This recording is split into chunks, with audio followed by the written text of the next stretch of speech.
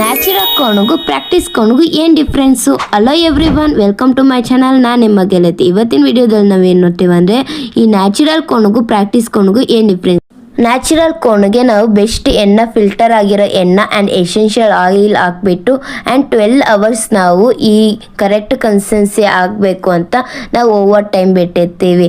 ನಂತರ ನಾವು ಇನ್ನು ಫಿಲ್ಟರ್ ಮಾಡಿ ಕರೆಕ್ಟಾಗಿ ಯಾವ ಥರ ಪದ ಬರಬೇಕು ಅದನ್ನ ನಾವು ನೋಡಿ ನಾವು ನ್ಯಾಚುರಲ್ ಆಗಿ ಕೋನ್ ನಾವು ಮೇಕ್ ಮಾಡ್ತೀವಿ. ಈ ಪ್ರಾಕ್ಟೀಸ್ ಕೋನ್ಗೆ ಆ ಥರ ಏನೂ ಬೇಕಾಗಿಲ್ಲ. ನಾವು ವೇಸ್ಟ್ ಆಗಿರೋದು ಇಲ್ಲ ಎಕ್ಸ್ಪೈರ್ ಆಗಿರೋ ಈ ಪೌಡರ್ಸ್ನ ಇಟ್ಕೊಂಡೆ ನಾವು ಈ ಪ್ರಾಕ್ಟೀಸ್ ಕೋನ್ನ ನಾವು ಮಾಡ್ಕೋಬೋದು. ಪ್ರಾಕ್ಟೀಸ್ ಕೋನ್ಗೆ ನಾವು ಈ ಥರನೇ ಇರಬೇಕು ಅಂತ ಇಲ್ಲ. ಪ್ರಾಕ್ಟೀಸ್ ಕೋನ್ ನಾವು ಕೈಯಲ್ಲಿಗೆ ಹಾಕುವಾಗನೂ ಅಂಟಲ್ಲ. ಅದಕ್ಕೋಸ್ಕರ ನಾವು ಪೌಡರ್ ಆಗಲಿ ಯಾವುದು ಇದೆ ಕ್ವಾಲಿಟಿ ಪೌಡರ್ಸ್ ಹಾಕ್ಲಂಗೆ ನಾವು ನ್ಯಾಚುರಲ್ ಕೋನ್ಸ್ ಇರುತ್ತಲ್ವ, ಅದಕ್ಕೆ ಇದಕ್ಕೆ ಡಿಫ್ರೆನ್ಸ್ ಏನಂದರೆ ಇದಕ್ಕೆ ನಾವು ನಾರ್ಮಲ್ ಯಾವುದಾಗಲೂ 20 ರೂಪೀಸ್ ಇರೋ ಪೌಡರ್ ಹಾಕ್ತೀವಿ.